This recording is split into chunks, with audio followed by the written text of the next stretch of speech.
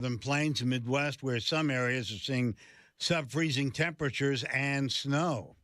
Federal government remains open today. This after Congress passed a spending bill, voting a government shutdown at the last minute. Fox's Madeline Rivera in Washington. Senate Minority Leader Chuck Schumer is facing the brunt of his party's anger after he led a group of 9 other Democrats to advance a key procedural vote on the Republican stopgap spending bill that put the bill on a glide path to final passage. It ultimately cleared the Senate 54-46, with independent Maine Senator Angus King and Democratic New Hampshire Senator Jeanne Shaheen siding with Republicans to vote yes. Schumer struggled over this bill for days. After initially railing against it, he decided to back it, saying the alternative would have been worse. Our caucus members have 2 bad choices. Democrats wanted the bill to have assurances that the Trump administration will spend money the way Congress had intended. The government keeps funded through September and maintains 2024 spending levels. America is listening to Fox News.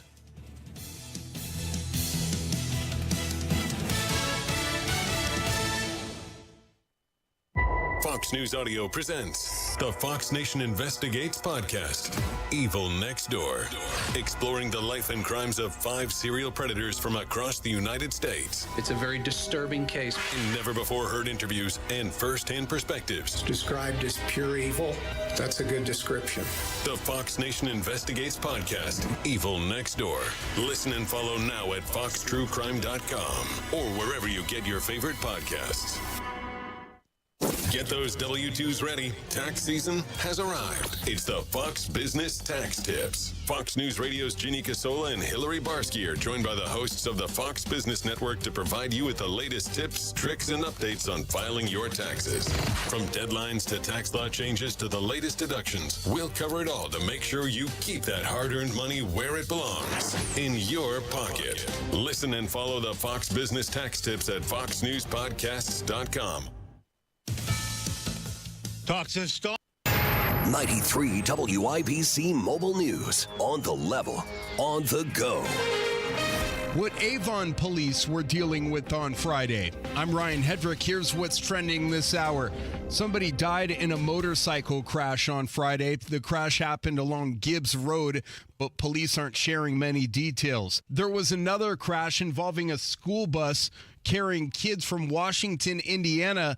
This happened along I-465 on Friday night. It was a pileup that police responded to. The kids on the bus were headed to Kokomo. The students only suffered minor injuries. 5 people had to be taken to the hospital. Indiana's Community Crossings Matching Grant Program has awarded more than $200 million to nearly 250 communities across the state. State Representative David Abbott of Rome City says for communities like his, the program is a godsend. This funding enables local communities to act faster and make needed repairs and upgrades that may not have been possible. Since 2016, Community Crossings has awarded more than $2 billion to improve local roads and bridges. An Indianapolis man is bringing home a silver medal from the Special Olympics.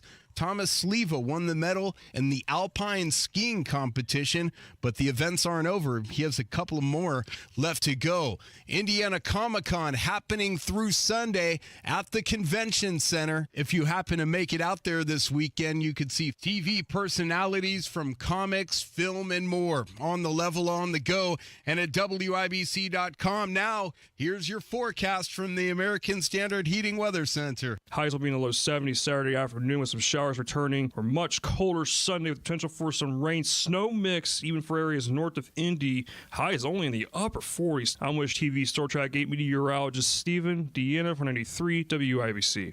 My brother never checks on dad, or my sister won't make time to take mom to the doctor. Are these things you've heard yourself say? This is Tina McIntosh, president of Joy's House and co-host of the Caregiver Crossing radio program. I have a caregiving tip for you. Stay tuned. Cardon and Associates offers the finest senior living options tailored to your loved one's needs. Reservations are now being accepted for new apartments at Copper Trace in Westfield. Visit cardon.com.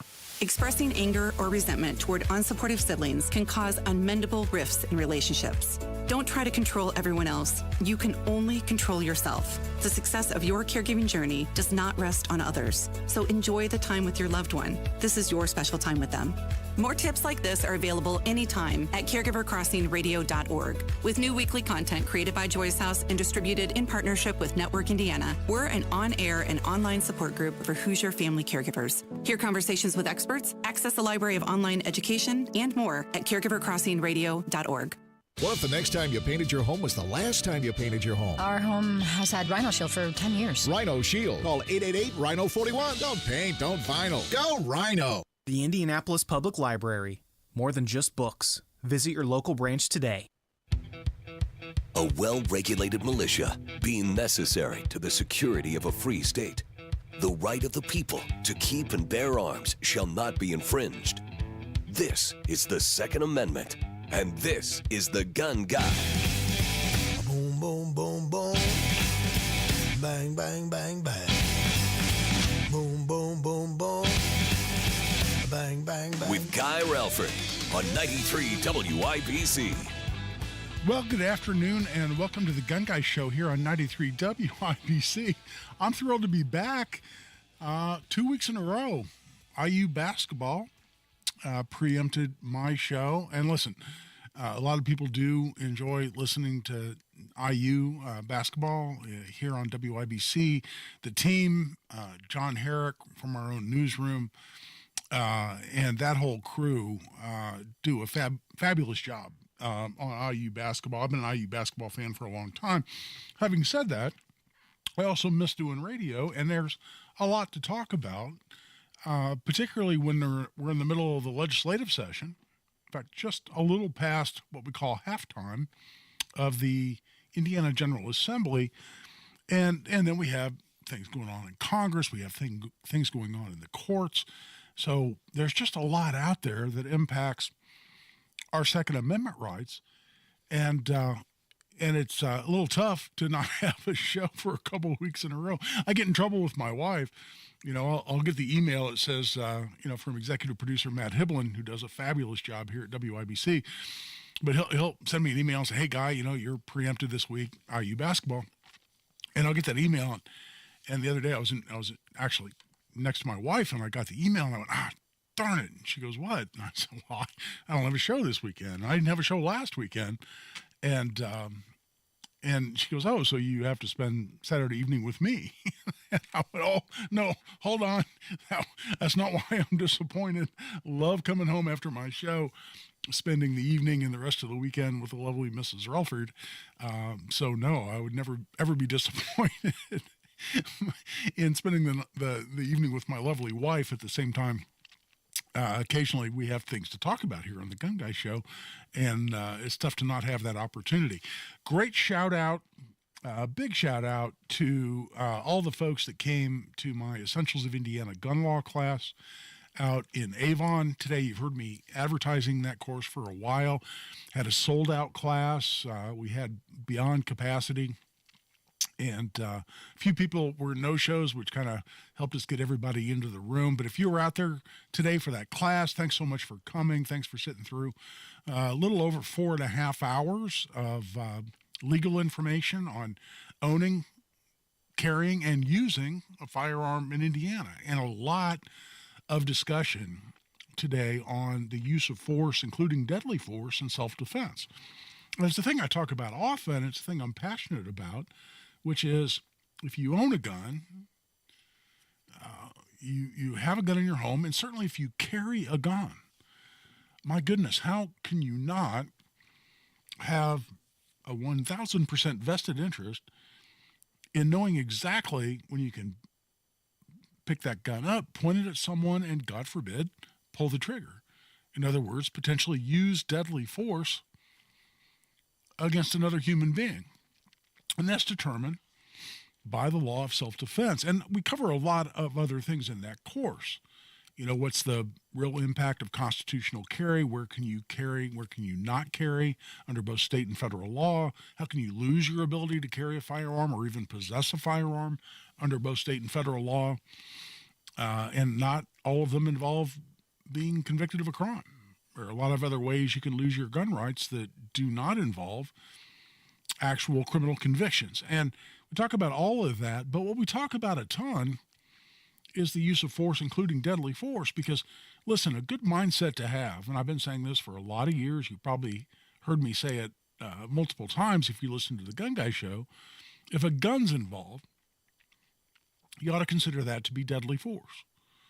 And we have a case in Indiana that even says pointing a loaded gun at someone creates a substantial risk of serious bodily injury. And you know what that is? That's the definition of deadly force.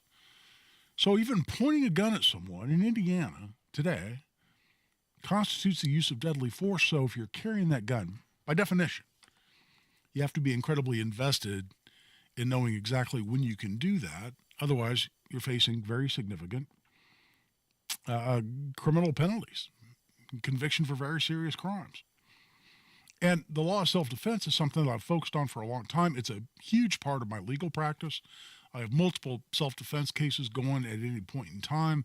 It's something I'm very passionate about.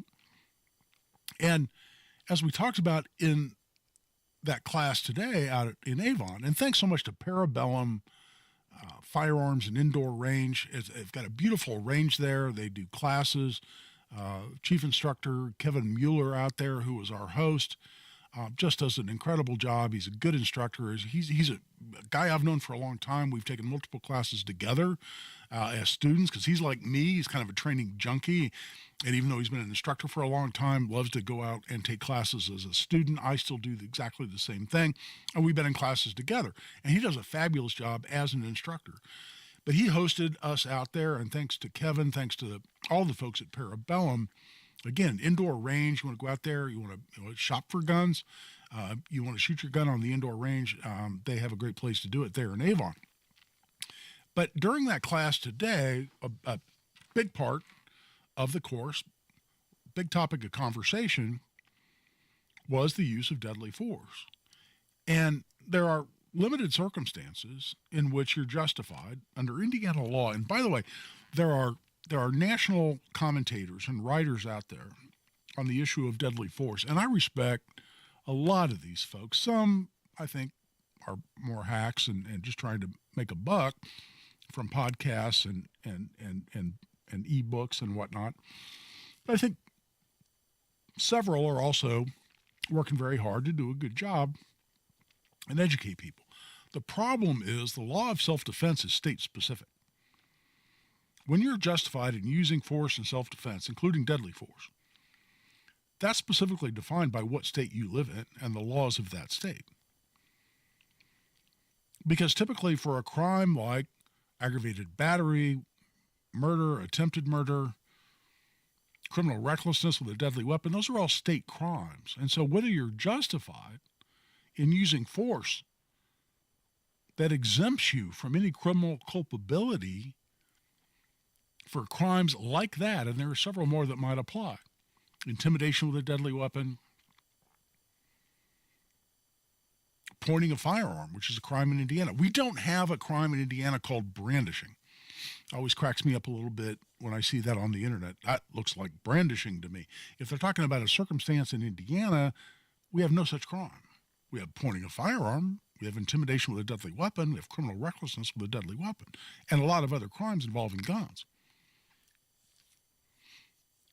But the law of self-defense, which says even if you were otherwise guilty of a crime, if you're justified in the use of force under certain circumstances, then you're not guilty of a crime. You're justified, meaning what you did was legal.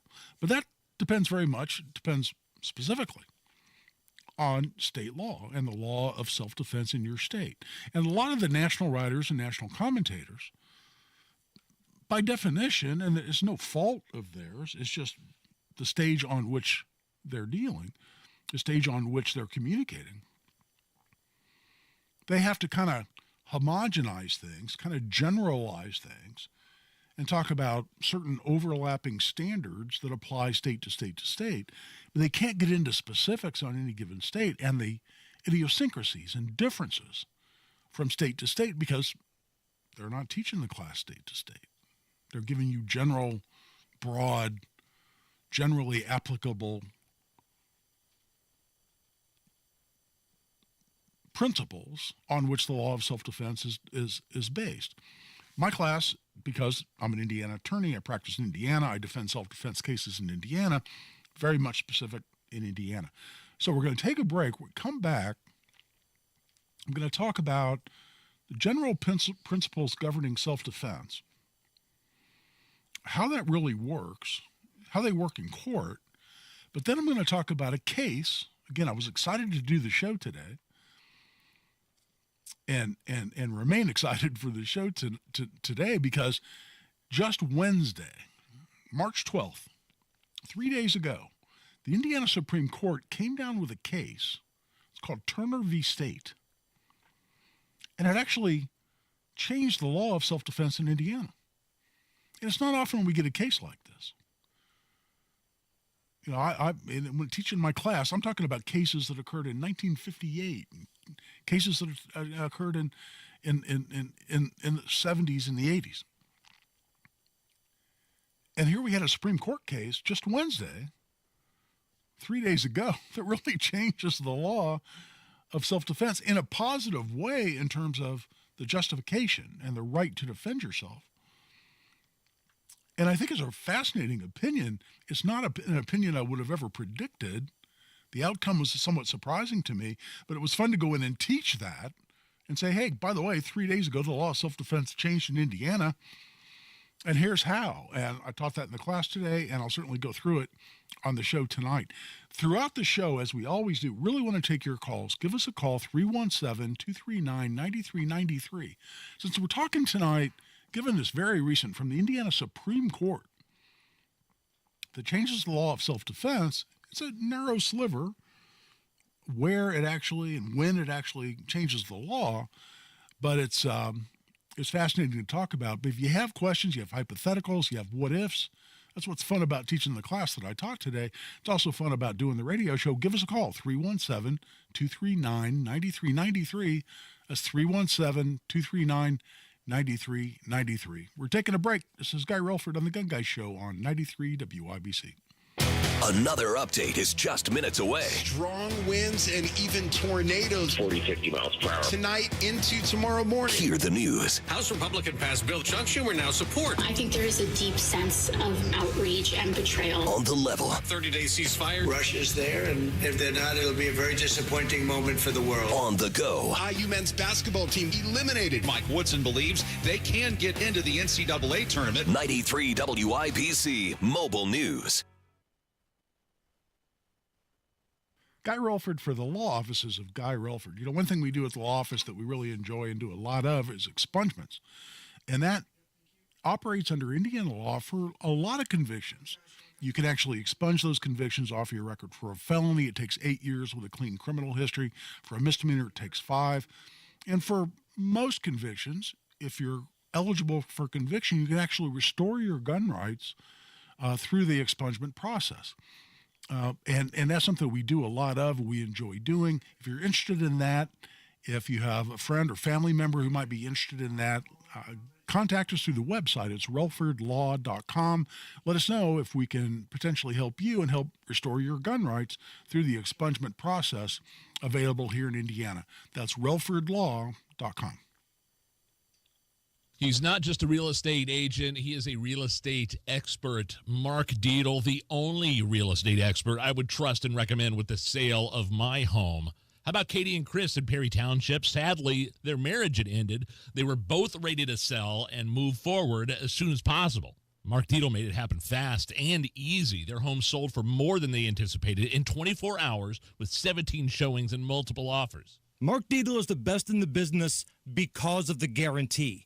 Mark Dietl guarantees your home sold at a mutually agreed upon price and deadline, or he will buy it. That is what separates Mark Dietl from the competition. You pick the move date, no long-term contracts, and you can cancel at any time. Call Mark Dietl today. At least start a conversation. 317-755-4232 or go to markdietl.com. That's Mark, D-I-E-T-E-L, markdietl.com.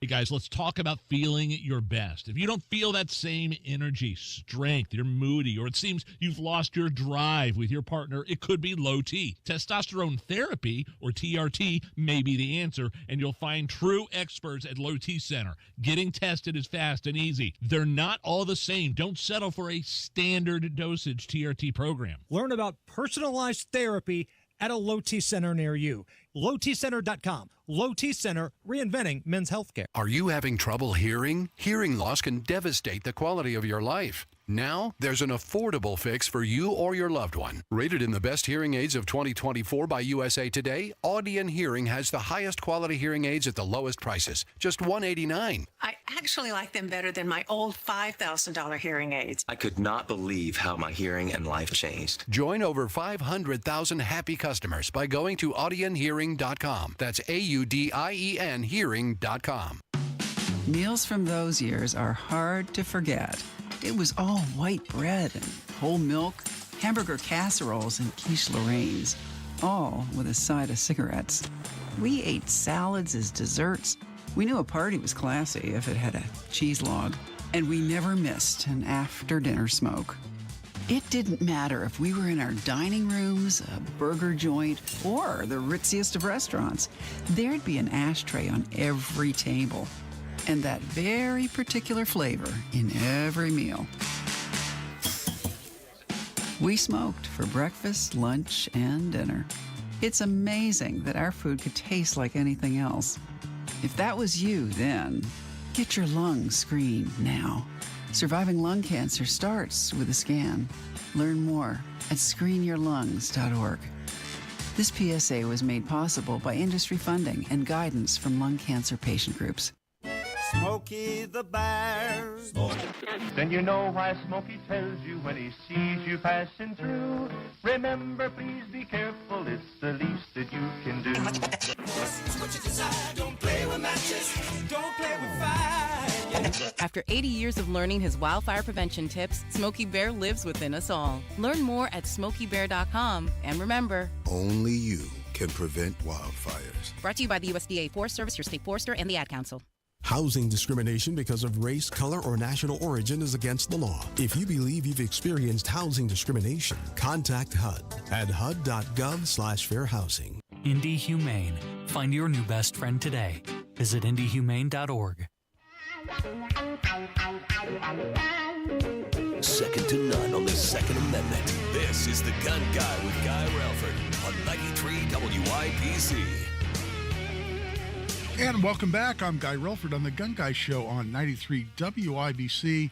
And I'll tell you, we've had several people call in before I get into the discussion on the law of self-defense here in Indiana and how Wednesday's decision from the Indiana Supreme Court changes that. Let's go to the phone lines. And we've got Rich. Rich, welcome to the Gun Guy Show. Hey, I appreciate it, man. Sure, man. What you got? Bud. So I'm just curious that's really intriguing for me how you guys, you and I can't remember who you said, but you guys like to go take training classes and constantly learning. And do you ever question them or, how would you go about doing something like that obviously they're the leader of the group. So I was just kind of curious on your thoughts on that. Oh, I'll tell you what, that's such a good question, Rich. And I'm sure like my buddy Kevin Mueller, who I mentioned, who's a chief instructor out there at Parabellum Firearms Indoor Range. I know him fairly well. We've been through several of these classes. I'm sure he looks at things the same way. As an instructor myself, going through a class, the very last thing I want to do is try to hijack somebody's class. And if I disagree with something someone is doing, if I don't like the way they're teaching it, I look at it as a learning opportunity in as far as how I teach my classes. I'll do, what I'm instructed to do, and I'll follow the protocols. And there are some times where I may initially disagree, and then I do what they're telling me to do and go, oh, hang on. Maybe I like this better than what I was doing already. Or maybe I even like that better than how I was teaching this particular point. It can be some fine, fairly minor point. It could be something more significant. But I want to try it. I want to have an open mind and do it the way they tell me to do it. Last thing I want to do hijack their class, and make it look like I'm trying to, be the authority when we're there paying money to this instructor to learn from them. And that's important to me. There are times when, in my bailiwick, my focus, something that, I'm confident in my knowledge of, obviously, is the law of self-defense and gun laws, particularly in Indiana. And there are times when if I hear something from an instructor that's just not right, it's just inaccurate. And this has happened. You can do this or you can't do that. And they're just wrong. What I'll always do is wait for a break. And I'll always walk up to them, outside of anyone else's hearing and say, hey, I do this for a living. And just so here's how you can improve what you're doing here and maybe teach this in a way that's a bit more accurate and try to do it gently and not be a condescending jerk about it. I can certainly be a condescending jerk, but I do that intentionally when someone deserves to be treated that way by a condescending jerk.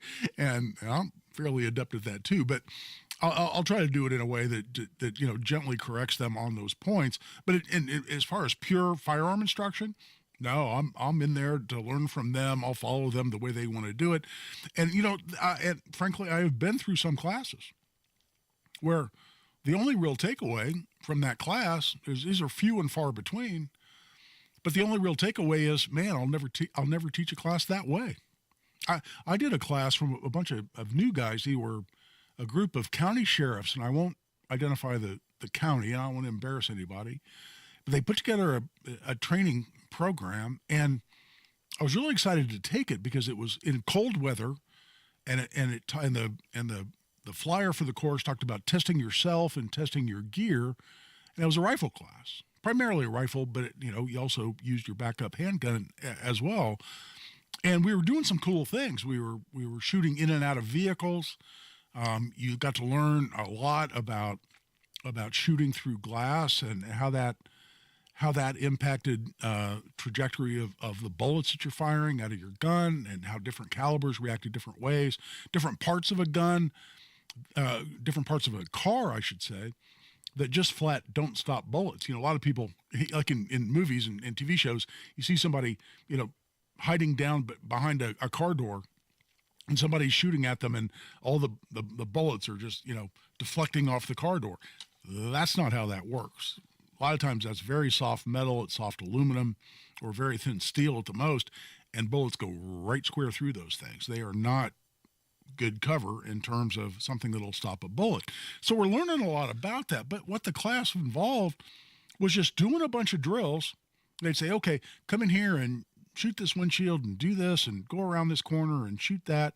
And we would do the drill, and they kind of stand there and watch everybody doing the drill. And it was cool practice. It was a fun drill to run, but there was no instruction. You'd get done and kind of look around and you say, okay, now we're going to do this other cool drill. And they designed a bunch of cool drills, again, fighting from vehicles, shooting from outside a vehicle into a vehicle. And we did a bunch of room clearing and going around corners and stuff that you really need to learn how to do if you ever, envision the possibility of being in one of those scenarios. And it's different how you do it with a handgun versus a rifle. And it was a bunch of cool drills, but there was absolutely no learning and no instruction. In other words, I want to do a drill. I want somebody to watch me do the drill and then say, well, hey, guy, here's where you sucked. And here are the mistakes you made. And here's why you could have done that a lot better. And let me take that to heart. And then let me do the drill again. And practice what they just taught me so as to improve. And hopefully even do it another time. Where they said, well, okay, you improved this, but you didn't improve that. And then you developed this other problem, which was even worse. And here's what you got to do now. Great. Awesome. Then let me run it again. But push yourself to the point of failure, get taught on the cause of your failure, and then go back and improve. Then go back and learn the improved methodology that you're there to learn. And there was none of that. Zero. We just ran a bunch of cool drills, turned around, looked at each other, and went on to the next cool drill. It was fun practice, but frankly, it was nothing I couldn't have set up at my own range. and I could do the same practice, cool practice, but it's not a learning opportunity. So Rich, that's a much longer answer to your question than you were looking for. But yeah, I do disagree on occasion, but I try to be humble about it. I try to learn from it one way or the other. And sometimes it's just a matter of learning who you don't want to go back and take more training from. Let's go back to the phone lines here one more time before the break. And Kurt has called. Kurt, how can I help you? Greetings from downtown Lafayette, Guy. Yes, sir. Oh, Kirk, how you doing? Yeah, it's that Kirk. Yeah, right. Okay, my monitor said Kurt with a T, so I did not realize it was my friend Kirk Freeman from the law offices of Kirk Freeman in Lafayette. Kirk, you had a big win, and why don't you tell folks about it? Thanks, Guy. Appreciate the introduction. Yes, my name's Kirk Freeman. I practice law downtown Lafayette, and I wanted to call to publicly thank my clients, Mike and Rick. Through their actions, we had initiated litigation. I had sued Tippecanoe County concerning placing metal detectors in a county annex building. In other words, this wasn't the courthouse. This wasn't the jail. This were basically office buildings here at on 4th Street. They house APS, the prosecuting attorney, the special public defender, and the public defender. Unfortunately, they had set up metal detectors. I had talked to the county last year about removing them. They refused ultimately. We initiated litigation last summer, I think last July, and a few weeks ago we settled with the county where they removed the metal detectors, and people who have business for whatever reason with APS, Adult Protective Services, or the prosecuting attorney, public defender, what have you, can now carry guns, as is their right, in those governmental buildings. Yeah, in Kirk, it's a great win. And for people that don't know the context we're talking about here is litigation that Kirk and I have been involved with together. I've certainly filed a number of these lawsuits myself around the state, all over the state, literally from Evansville to Hammond. And we're talking we're talking about the preemption law, which says it's a state statute passed in 2011. It says local governments may not regulate firearms and ammunition and firearm accessories. And then it gets more specific, and it says may not regulate the carrying, possession, transfer, and several other verbs in there about what local governments may not regulate.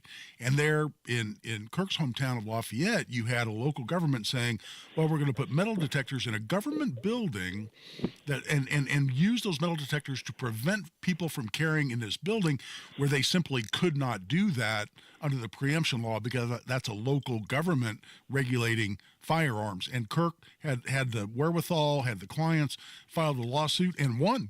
And yes, got the city of Lafayette to back down. That's a huge win, man. I'm proud of you, and I'm glad you won that case.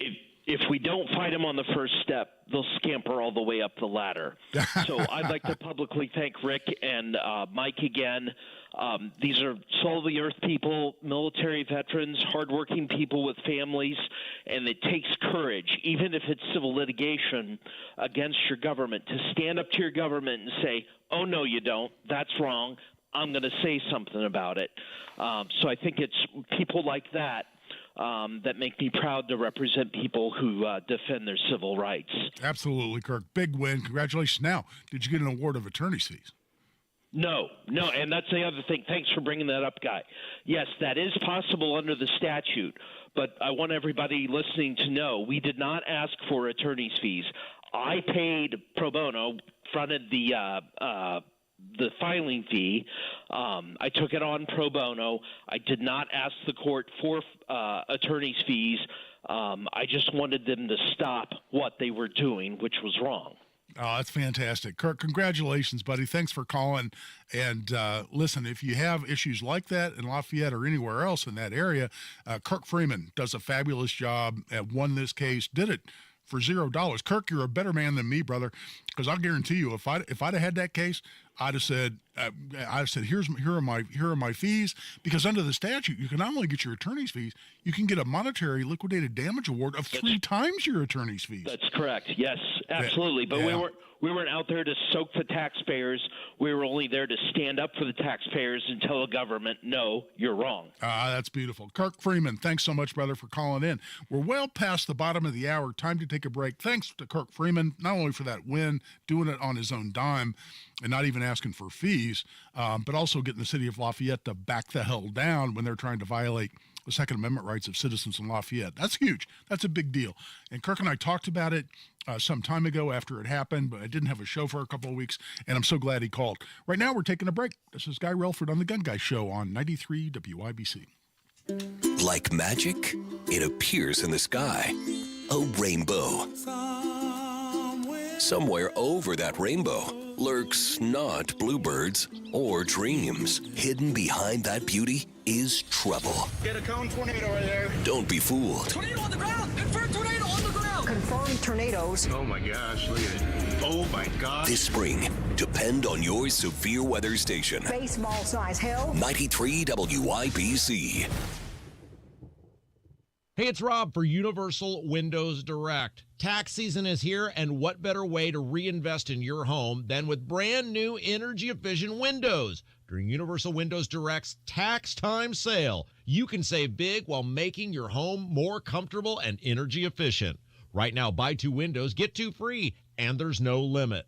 And here's something that will make your wallet even happier. Pay no interest until 2030. That's right, no interest for the next 6 years, making it easier than ever to afford the quality windows your home needs. But wait, there's more. This month only, Universal Windows Direct is giving you an extra $500 off your home improvement project. Whether you need a few windows or a full home upgrade, this bonus savings makes now the perfect time to act. Now, some restrictions may apply, so call today for your free in-home estimate. 317-659-7574. 317-659-7574. UniversalWindowsDirect.com. Tell them Rob sent you.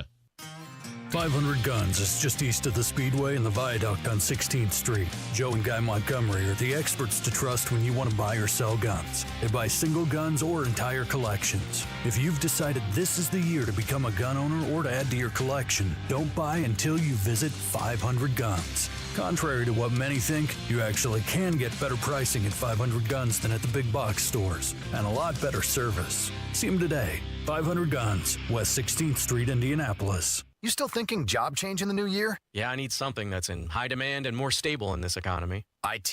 Yeah, cybersecurity, maybe even AI. That's what I did. Really? How? Went to My Computer Career. You don't need any prior experience, and you could start your new career in a matter of months. A lot of IT pros go to school there, too, to level up. Sweet. Are classes online or on campus? Both. Wow, I'll check it out. Thanks. Make this your year. Take the free career evaluation now at mycomputercareer.edu. Financial aid is available for qualified students.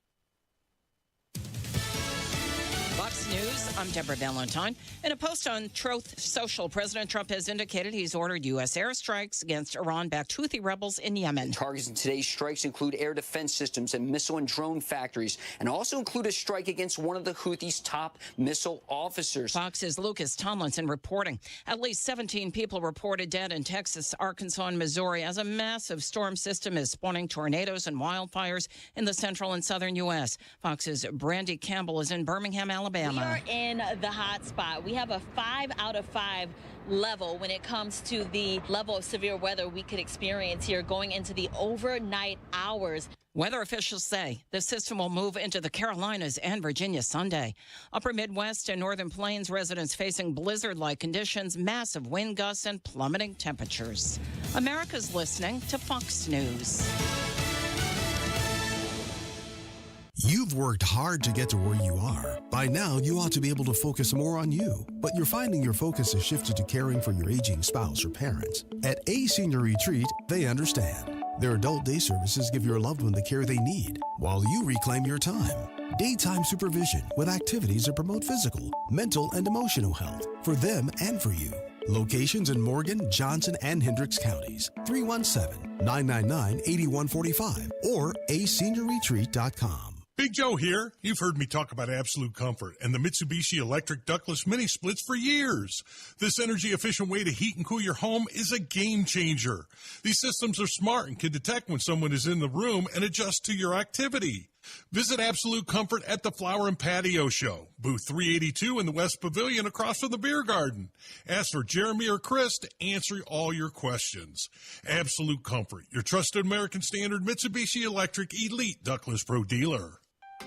Are you ready to build your custom dream home? Joyner Homes is ready to make your dream come true. Over 18 years, Joyner Homes, based out of Greenfield, have built hundreds of homes in central Indiana, and the best place to start is JoynerHomes.com. That's where you'll find pricing, photos of completed Joyner homes to inspire you, available home sites, and info on where you can visit their model homes, and a lot more. Be sure to check out Joyner Homes' 5-star Google reviews. Get started today at JoynerHomes.com. With everything going on, it may be hard to imagine one more thing to worry about. But clothes dryers cause thousands of house fires every year. And dirty ductwork in your home is filling the air you breathe with pollutants and allergens. Should you worry? Not if you contact Safe Dryer and Air Duct Solutions, a locally owned, veteran-operated business offering fast, reliable duct and dryer vent cleaning services, making your home safer and your air healthier. WIBC listeners save 10% off any service. One less thing to worry about. Go to safedads.net. The show about gun rights, gun safety, and responsible gun ownership. This is The Gun Guy with Guy Relford on 93 WIBC. And welcome back. I'm Guy Relford on The Gun Guy Show on 93 WIBC. Tell you, we still have another caller that's been on hold for a while. Let's go to Steve. Steve, welcome to The Gun Guy Show. Hello, Mr. Relford. I love the show. Thank you, sir. My question is, I live out in Podunk Nowhere. I grew up in Podunk Nowhere, so okay.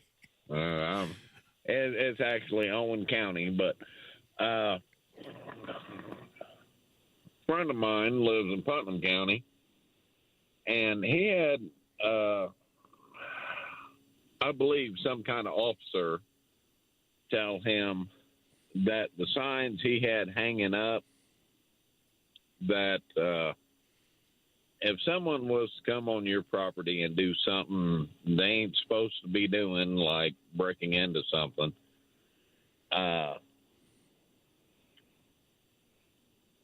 well, let me give you an example. Let me guess. There's a sign that says something like "Nothing inside worth dying for," or "This house protected by Smith & Wesson." Or before you break into my house, stand outside and get right with Jesus. Yeah. Okay. Yeah. And do those somehow inhibit your ability to claim self-defense if, God forbid, somebody comes out and tries to commit? It's a great question, Steve, and it's something I've addressed. I don't think on the show, but I've addressed in my class multiple times. And listen, typically, the circumstances of someone either breaking in your house or attacking you, the circumstances themselves are going to determine whether you're justified or not. And did you have and this is what we're going to get into, we talk about the Supreme Court case and how it either changed or clarified the law here in Indiana on the use of force in self-defense. And you have to have a reasonable belief that your force is necessary, including deadly force. The force you use is necessary. And for instance, in your home, it's to prevent or terminate an unlawful entry into or attack on your home. And if somebody walks up to your door, is kicking your door in, with a shotgun in their hands, and as the door kicks in and they try to enter your home and you shoot them to prevent their entry into your home or terminate that entry into your home, are you justified? Well, yeah, the law says 100%. Does it matter at all that you have a sign hanging outside that said, before you break into my home, get right with God? I don't believe it does at all. If there's any question about the legality of the shoot, if there's anything questionable about whether you were justified or not, for instance, Was this a person that you actually knew and you may have invited them over, and so they're not actually breaking in, they're coming over based on your invitation? Or is there someone who was a former roommate and you gave them permission to be in the home and you gave them a key and you told them they could come in the house anytime they wanted to, and now you shot them?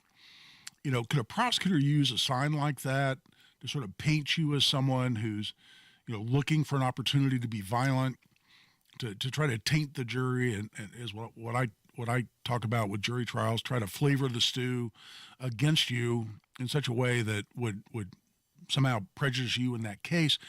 Yeah, potentially. And things that cast doubt on your character, your motivation, you know, are not a good idea. If I'm attacked by someone and I pull my gun and use that gun in self-defense, does it help me? And this is a real case I had once, that I have a 1911 with grip panels on my gun that say "Born to Kill." It was a real case of mine. It wasn't a murder case.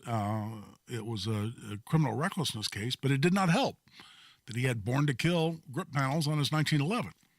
At the same time, that case ultimately turned on whether he was justified in using force or not.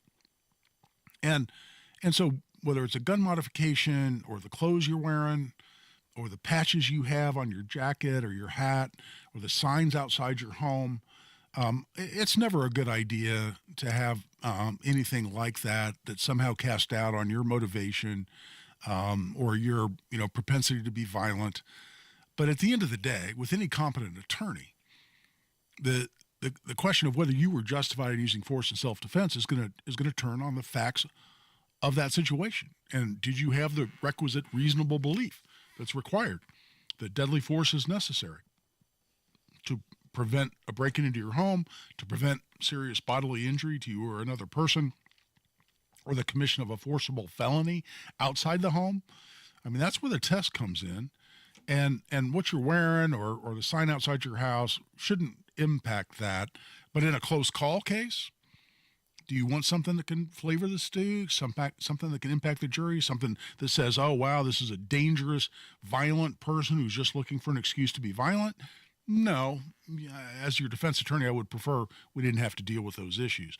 But the facts and the circumstances of the incident itself that impacts on whether you have that reasonable belief that force is necessary under those specific circumstances is what ought to determine the legality of any use of force in self-defense. Fascinating question, though. Great callers tonight.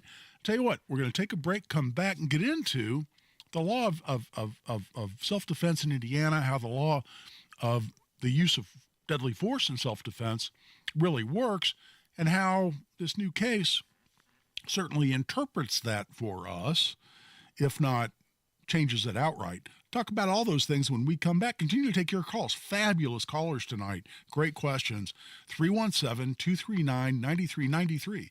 That's 317-239-9393. This is Guy Relford on the Gun Guy Show on 93 WIBC.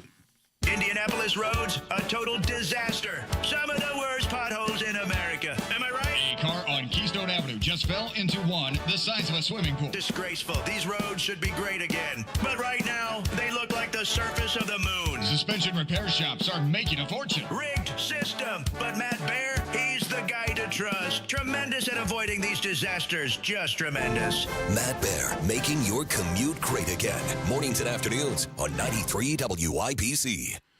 Guy Relford for Tactical Firearms Training. You know, I just taught my Essentials of Indiana Gun Law class today out at Parabellum. Well, I've just added 2 more dates to the calendar. That's May 10th and July 12th. We're going to teach that same class. This time, we're going to be back at Indy Arms. Great place to teach. Love being out there. As soon as I get home tonight from doing radio, I'm going to put these on the website. So mark your calendar, May 10th and July 12th. These classes always sell out, just like the class today did. I had to turn several people away who tried to register. So you don't want to let that happen. About 9 o'clock or so tonight, you're going to be able to register for those and reserve your spot. That's May 10th, July 12th at Indy Arms in Indianapolis, conveniently located at 2550 East 55th Street 2550 East 55th Street. That's a mouthful. Going to be May 10th and July 12th. So check the website at tactical-firearms.com. About 9 o'clock tonight, they'll be on the website for May 10th and July 12th at tactical-firearms.com. Just click on upcoming courses at tactical-firearms.com. If you can plan barbecues and weddings, you can plan to protect yourself from a natural disaster. Sign up for local alerts, prepare an emergency kit, and make a family communications plan. Get started at ready.gov/plan. Brought to you by FEMA and the Ad Council. This is the most exciting time of the year, and we want you to go all the way, even if your team doesn't. March on, Indiana, in a Hubler quality pre-owned vehicle. Shop any of Hubler's 13 locations and choose from over 2,000 vehicles, including Chevys, Fords, Toyotas, GMCs, Buicks, Nissans, Acuras, Mazdas, Hondas, and many more. All makes, all models, certified vehicles, luxury vehicles, even the hard-to-find ones. Every Hubler Q-certified vehicle is covered by a 100,000-mile limited powertrain warranty, plus a 128-point vehicle inspection, and a free Carfax history report. Hubler's got you covered. Busted brackets not included. For over 2,000 vehicles, visit drivehubler.com or any of our 13 locations. Hubler's got you covered. Cover me! Warranty on select models less than 9 years old. Comcast Business helps turn today's small businesses into engines of modern business. It's how restaurants become reliably up and running neighborhood favorites. How retailers become seamlessly restocking, cyber-securing, must-visit shops. And how healthcare offices become the data managing caregivers that we all depend on. With reliable connectivity, enhanced cybersecurity, advanced fiber solutions, and Wi-Fi backup, Comcast Business is powering the engine of modern business. Powering possibilities. Now through May 4th, new customers can get started with 300 megabit internet and Security Edge for $69 a month for 24 months. And ask how to get free installation on qualifying bundles. Plus, find out how to get a $500 prepaid card on a qualifying gig bundle. Call today. Restrictions apply. Not available in all areas. Requires enrollment in paperless billing and automatic payments with bank account. Equipment, taxes, and other fees extra. After 24 months, regular rates apply.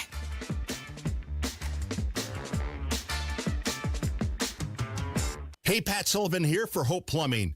It's basketball season in Indiana, and while teams are making it drain on the court, Hope Plumbing is making it drain in your home with a $49 mainline snaking special.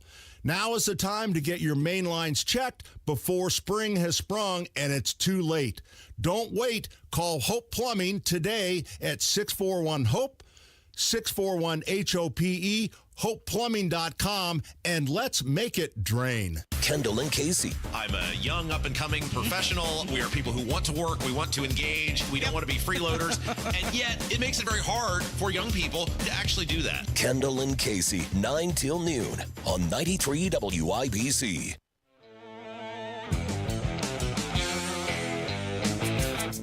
Your rights, your responsibilities, your guns. This is The Gun Guy with Guy Relford on 93 WIBC. And welcome back. I'm Guy Relford on The Gun Guy Show on 93 WIBC. I'll tell you what, we've had Mike call in. We've got a short segment here anyway. Let's bring Mike on. Mike, what you got for us?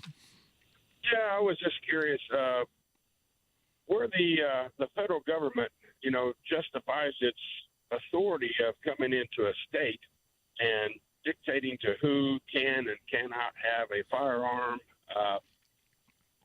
due to you have the separations of powers. The state has its own power and jurisdiction, and the federal government has its own jurisdiction.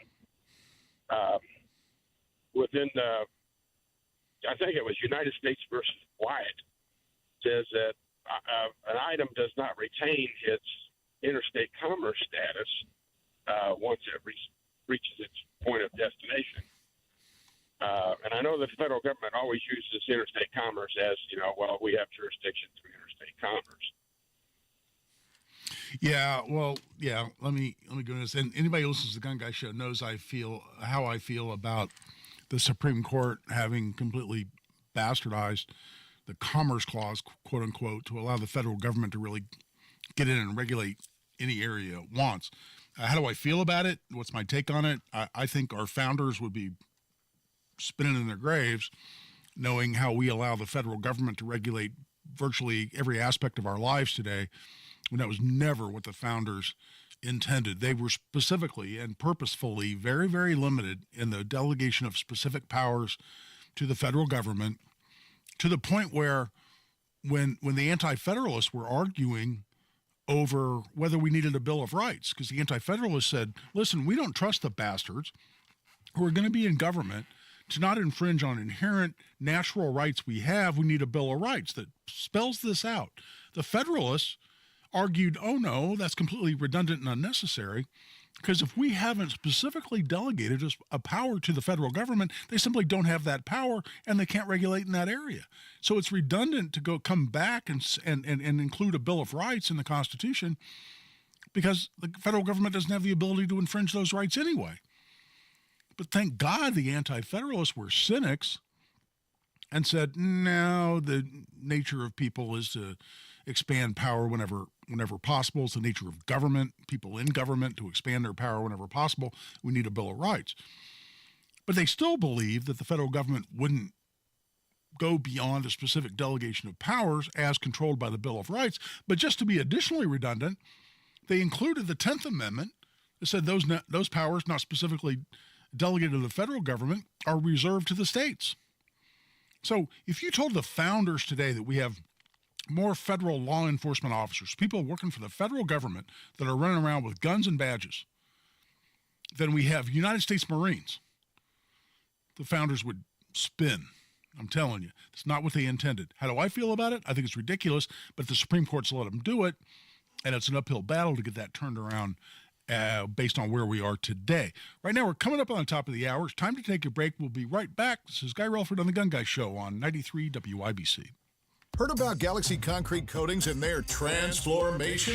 Your neighbor Chip did. I'm a real car guy, and I have a garage that I got tired of fighting the epoxy fight. Finally, I saw something on Facebook, and I got interested in Galaxy. Looked like a real good solution to me. Homer business, Galaxy's got you covered. My house is on a post tension the slab. It can get cracked, so what these guys did was they came in and they grooved out all those little cracks, and now it's one complete lovely surface, very pleasant on the eyes. Transforms pools, patios, garage floors, driveways, and more. And Galaxy Concrete Coatings comes with a lifetime warranty. You can just tell by looking at it, it's going to be impervious to anything I can throw at it for as long as I can imagine. And I haven't looked back since. I love it. Click on Galaxy Concrete Coatings today. And remember to like us on Facebook.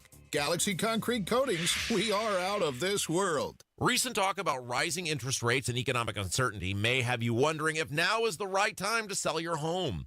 Will I get the price I need? Will it take too long? The good news, you don't have to figure this out by yourself. There is a friendly, no-pressure, experienced agent who eats and sleeps Indianapolis real estate. Call Mark Dietl. Perhaps you're worried you won't sell your home for the price you need. Mark Dietl guarantees your home sold at a mutually agreed-upon price and deadline, or he will buy it. Listen to what Crystal and Franklin had to say about working with Mark Dietl. I was moving to Kentucky and needed to move fast. I got the Mark Dietl marketing plan and was blown away. The plan worked. I got a full list price offer in the first weekend. Just like that, Mark and his team got it done. Call the local Indianapolis agent I trust and recommend, and the agent who guarantees your home sold or he'll buy it. Call Mark Dietl at 317-755-4232 for all the details, or go online to markdietl.com. That's Mark, Dietel.com. Tell him Rob sent you. Are you having trouble hearing? Hearing loss can devastate the quality of your life. Now, there's an affordable fix for you or your loved one. Rated in the best hearing aids of 2024 by USA Today, Audion Hearing has the highest quality hearing aids at the lowest prices, just $189. I actually like them better than my old $5,000 hearing aids. I could not believe how my hearing and life changed. Join over 500,000 happy customers by going to audionhearing.com. That's AUDIEN hearing.com. Tune in to the Absolute Retirement Planning Show. When retirement comes about, we're now relying on what we have saved to meet those needs. Sundays at 9 a.m. right here on 93 WIBC. What if the next time you painted your home was the last time you painted your home? Our Rhino Shield has been on for 8 years. Rhino Shield. Call 888-RHINO-41. Don't paint, don't vinyl. Go Rhino. Through their service, veterans have our backs. Now we should have theirs. Learn more at GotYour6.org. Broadcasting from the Technology Recycler Studios, this is Indy's Mobile News. 93 WIBC. WIBC HD1 Indianapolis. The news starts now. Wildfires. I'm Deborah Valentine, Fox News. A severe weather system spawning tornadoes and wildfires is tearing through a large portion of the U.S., including Alabama. Fox Weather's Brandon Campbell reports from Birmingham. It is very windy as some of the conditions start to come into the area. We're under a high wind advisory, but we're also under a level 5 out of 5 risk for that severe weather. Most of that really coming in the nighttime hours around dinner time, making it just that much more dangerous. Emergency management, they are asking people to have a plan, know where to go if you have a tornado watch and eventually tornado warnings, and make sure you have the items with you to make sure you are safe. Shoes being one of those, important documents, and your medicine. On Sunday, these storms continue to impact the East Coast, that including the I-95 corridor. At least 17 people are reported dead in Texas, Missouri, and Arkansas following the severe weather outbreak in the central and southern U.S. The system is expected to move into the Carolinas and Virginia Sunday. President Trump announcing airstrikes against the Houthi terrorist organization in Yemen. Fox's Lucas Tomlinson reports from the White House. These are the most significant airstrikes since President Trump returned to the White House, and the first time U.S. jets have struck these Iranian-backed Houthi rebels in Yemen since President Trump returned to the White House. U.S. officials say F-18 Super Hornets from the flight deck of the USS Harry S. Truman were the vanguard of the strikes, along with Air Force fighter jets and drones. President Trump announcing the strikes on his Truth Social. The targets in today's strikes include air defense systems and missile and drone factories, and also include a strike against one of the Houthis' top missile officers. The Houthis are backed by Iran. This comes days after the Houthis claimed they would resume their attacks on ships near Yemen in response to Israel blocking Gaza. America's listening to Fox News. Stay on top of the latest forecast with America's Weather Team in the palm of your hands. Here's the latest from America's Weather Center. It's Fox weather updates throughout your busy day, every day. That heat's going to be out there for one more day. Temperatures being 30 degrees above average. Put the power of over 100 meteorologists and the worldwide resources of Fox in your hands with the Fox Weather Podcast. Precise, personal, powerful. Subscribe and listen now at foxnewspodcasts.com. Connect to Fox News Audio on the Fox News app. Listen to hear your favorite hosts like Brian Kilmeade, Jimmy Fallon, and Guy Benson standing up for what's right, live and via podcast. Just click listen, then swipe right and hear the latest news updates on your time. And scroll down to hear the latest podcasts from Fox News. And it's even easier to listen in the car with Apple CarPlay and Android Auto. Get programming alerts and notifications. Fox News Audio is on the Fox News app. The voices America trusts. Download it now. President Trump has signed a federal spending bill. 93 WIBC Mobile News. On the level, on the go. A Hoosier who says he knows all about hate. I'm Ryan Hedrick. Here's what's trending this hour. Indiana is not immune to anti-Semitism, and Carmel Rabbi Benjamin Sendro knows that all too well. In 2018, my own synagogue was defaced with swastikas and other Nazi symbols. And that's why he says he's relieved to see Governor Mike Braun sign an executive order on Friday calling on the Indiana Commission for Higher Education to review anti-Semitism policies. They kicked him, punched him, and flung him. Fort Wayne police say it happened outside Pierre's, a concert venue, earlier this month. The cops claim the two men responsible for the attack are gang members. They were both arrested this week. The victim is recovering with a broken jaw. Killing a Papa John's delivery driver in 2023 is what an Indianapolis man was convicted of this week. Here's John Herrick. Justin Turner is the man the cops say killed Steve Flynn when he was delivering those pizzas. Turner's attorneys tried to argue that there wasn't enough evidence against him, but the prosecution said the evidence was overwhelming, starting with the murder weapon. We know who had that gun, and we know who pulled the trigger because his DNA is on it. In the end, the judge sided with the prosecution. Turner gets sentenced in May. AES Indiana says it will resume disconnections after a 15-month pause. On the level, on the go, and at WIBC.com. Now, here's your forecast from the American Standard Heating Weather Center. Highs will be in the low 70s Saturday afternoon with some showers returning. Or much colder Sunday with potential for some rain, snow mix, even for areas north of Indy. Highs only in the upper 40s. I'm Wish TV Star Track 8 meteorologist Stephen Deanna for 93 WIBC. Tough, reliable, and ready to work. You were born that way. Kubota is built that way. Our entire ag lineup, featuring versatile tractors and hay tools, powerful skid steer loaders, and the rugged Sidekick utility vehicle, is designed with the engine of a Kubota and the heart of a farmer. Visit KubotaUSA.com to find a dealer near you. You still thinking job change in the new year? Yeah, I need something that's in high demand and more stable in this economy. IT? Yeah, cybersecurity, maybe even AI. That's what I did. Really? How? Went to My Computer Career. You don't need any prior experience, and you could start your new career in a matter of months. A lot of IT pros go to school there, too, to level up. Sweet. Are classes online or on campus? Both. Wow, I'll check it out. Thanks. Make this your year. Take the free career evaluation now at mycomputercareer.edu. Financial aid is available for qualified students. 1 in 6 seniors faces the threat of hunger, and millions more live in isolation. Drop off a hot meal and say a quick hello. Volunteer for Meals on Wheels by donating your lunch break at americaletsdolunch.org. This message brought to you by Meals on Wheels America and the Ad Council. A well-regulated militia being necessary to the security of a free state. The right of the people to keep and bear arms shall not be infringed. This is the Second Amendment, and this is the Gun Guy. Boom, boom, boom, boom. Bang, bang, bang, bang. Boom, boom, boom, boom. Bang, bang, bang. With Guy Relford on 93 WIBC. And welcome back for hour number 2 of the Gun Guy Show here on 93 WIBC. Quick Indiana legislative update before we get back into self-defense. The bill that I wrote that I'm excited about that would require the expungement of red flag cases off of your record if you're found to be not dangerous at your initial hearing, your first hearing. You go in, you contest that you were dangerous, the state fails to prove you're dangerous.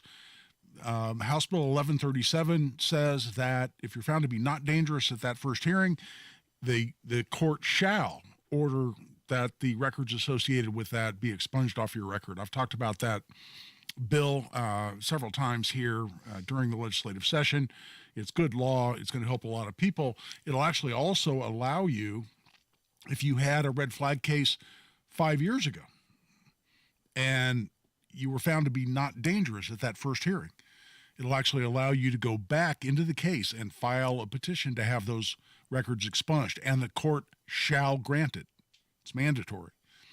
Even if you've been found to be dangerous in a hearing and you go back sometime later, the law says at least 180 days later, you can ask for a subsequent hearing to go back in and prove that you're no longer dangerous. And if you do that and prove that you're no longer dangerous, it's actually discretionary at that point, and the court may also expunge those records after the fact.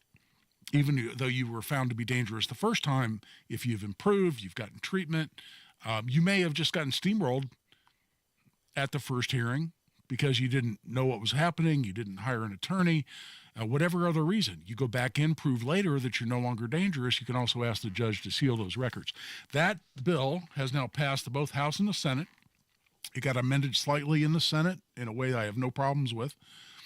And actually it's set for a concurrence vote, meaning the House can accept the minor change made in the Senate, and then boom, that's done. It's done. It's passed both the House and the Senate, goes to the governor's desk. I've already been in touch with the governor's office saying, hey, I'm looking forward to you getting this. Love to see you sign it.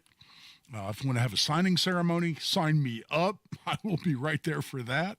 And we'll see if that happens. But that bill should be on the governor's desk, having passed both the House and the Senate here this week. with a concurrence vote set for Monday in the House. Another bill, and I haven't talked about this one, but this is a bill that actually is near and dear to my heart, and it's Senate Bill 198. And what this would do, and by the way, this is a bill by Senator Aaron Freeman. He's our sponsor in the Senate for House Bill 1137. Great friend of the Second Amendment, a fine attorney, excellent criminal defense attorney. We're co-counsel on a case right now. I'm honored to work with him, and a fabulous legislator, and he's been a hero of the Second Amendment in the General Assembly for a long time. He, I think, to some degree, saved us in the Senate on constitutional carry back in 2022.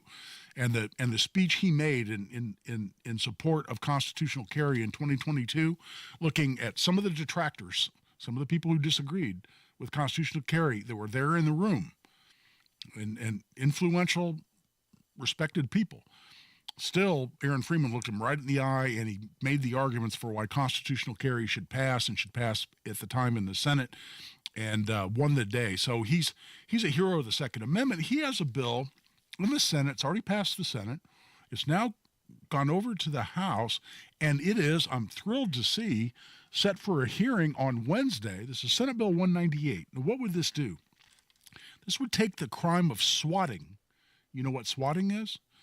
Swatting is where someone, and I've been, I won't say victim, I never want to call myself a victim in any way.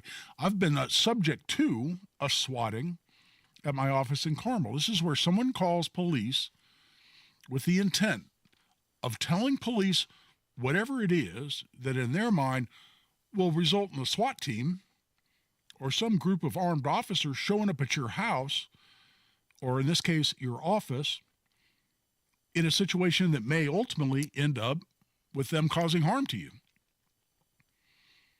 And, a bunch of armed police officers are, for instance, theoretically kicking your door in the middle of the night because someone's called and falsely said, oh, yeah, there's a hostage situation going on. This person has a gun to someone's head. He's going to kill them any minute. You need to get there right away. That's swatting. I bring that up not just because this bill is getting a hearing this week in the criminal, the Courts and Criminal Code Committee in the House, but because several prominent conservative influencers out there on social media, and I've seen now half a dozen posts where they've just been swatted this last week. Somewhere, somehow, some people are putting the word out. They want to swat more people that are conservatives. And it's happened, and I won't name names, but it's happened. You go out on Twitter especially, or X, you'll see the discussion of people that have had police show up. So we've had a report of a hostage situation, and it's a pure lie. Well, before all that happened, Senator Freeman put together Senate Bill 198 that says not only is swatting, does that fall within the false informing statute, but if you falsely inform in a way, for instance, in telling the police that someone is dangerous under the red flag law, and they show up in a way that makes you feel at your home in any way threatened, then we're elevating that now in terms of essentially an anti-swatting bill to make that a felony in Indiana that people can be prosecuted for. It's elevating because it's right now false informing is what we call it. And I actually wrote a bill a few years ago that Jim Lucas introduced that included making a false report that someone's dangerous under the red flag law a crime, but we could only get the legislature to make it a misdemeanor. Now, under Senate Bill 198, that gets elevated. It's now a felony where somebody can go do a couple of years in jail if they falsely, inform police that someone's dangerous under the red flag law. That now is a felony. I'm sitting in my office here a couple of years ago. It was 2022. I had to go look up the news article on this to remember when it was. I'm sitting in my office. I'd only been there a few minutes. It's in the morning. And all of a sudden I see 4, 5, 6 Carmel police officers walking up to my door. My door's glass. I could see them walking up. And I know a lot of the officers. I grew up in Carmel. My office has been downtown Carmel for a lot of years, and right there in the same corner at Rangeline in Maine. And I know a lot of the officers, and they're walking up, and I noticed a couple of them had their holsters unsnapped or the retention devices pulled back. And I look out and I wave and like, hey, guys, and I wave them in. Hey, what's going on? And they said, well, we just had a bomb scare. We had a bomb threat called in. And the caller ID at Carmel PD or 911 said it was a Nebraska call. But they said that they were in your office and they were about to blow up this MF building from your office because they had a bomb in your office. And I said, well, I've only been here a few minutes, but I'm the only one here. No one else has been here all morning, as far as I know, but you're welcome to check it out. And man, they had a bomb sniffing dog. They had blocked off the streets, a block in every direction around my office. They put a drone up to see what may or may not be on top of buildings. They took a bomb sniffing dog throughout the whole building. I said, by the way, do I have to leave? And they said, well, we recommend it that you get, outside where we've blocked off the streets. And at this point, I'm pissed. I'm angry. Somebody's called in a bomb threat on my office. So I went and sat in front of my office and smoked a cigar. I thought, well, if this place blows up, I'm going to have a good view because I'm sitting 6 inches outside the front windows. But the Carmel police were awesome. And they went through the whole building. They were consummate professionals. And I love the resources they could bring to bear on something you can't imagine happens all that often anywhere in Indiana, including in Carmel. But they were awesome. Brought the dog through, established there was no threat. The whole thing was wrapping up. I'm still finishing my cigar outside the office, and a police officer walked up and said, hey, we're wrapping things up. And right then my phone rang because I had my office phone forwarded to my cell. And right there in front of the officer, I looked at, and the caller ID just said Nebraska call. And I said, did you say the call to 911 came from Nebraska? He said, yeah, that's what they said. And I said, look what's coming in on my phone right now. The officer goes, answer it. So we stepped around the corner into the hallway of the building. I put it on speaker. I answered it, and it's some guy screaming and yelling and cussing at me, threatening me. And he was doing it in what sounded like a Middle Eastern accent. And I could not tell. I asked the officer later, do you think it was a fake accent or do you think that was real? And he goes, man, I'm not sure. I couldn't tell over the speakerphone of your cell phone.